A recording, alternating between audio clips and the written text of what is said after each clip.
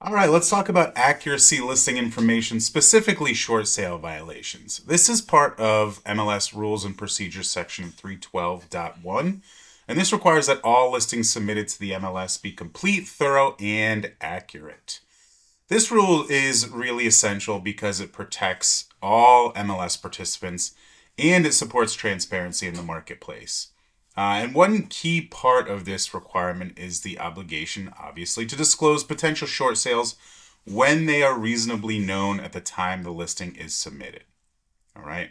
So the question is, what qualifies as a short sale? Well, a short sale occurs when the property's title transfers to a buyer, of course, but the sale price is not enough to pay off all existing liens and the costs associated with the sale. In addition to those 2 points, or those 3 points, the seller must be unable to bring enough liquid assets to cover the shortfall. So if these conditions are present or reasonably anticipated, the listing must be disclosed as a potential short sale.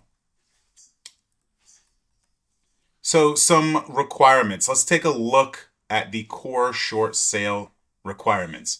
First, disclosure timing. A potential short sale must be disclosed as soon as it is reasonably known, not only when the lender confirms it. Okay, so early disclosure is critical. Second, an informed marketplace. By accurately identifying a potential short sale, you ensure that all MLS participants, cooperating brokers, and buyers are fully informed before investing time and resources. Third, accuracy at submission. So the short sale status must be correct at the moment the listing is submitted to the MLS. This is part of maintaining overall market integrity. And then, of course, ongoing updates. If circumstances change during the listing period, the listing must be updated promptly to reflect the new conditions. So how do we correct this violation if we should find ourselves in violation? Here are the steps. First, you want to review the transaction, of course. You want to evaluate whether the seller's equity position, outstanding liens, any available assets indicate a potential short sale. If they do, you want to update the special listing conditions field. So if the property meets the criteria, make sure the potential short sale designation is selected. After that, you want to verify all the rest of the information, all the other information. So this is really just double checking that your listing is complete and accurate. And that includes pricing, property details, instructions, anything else that might be important.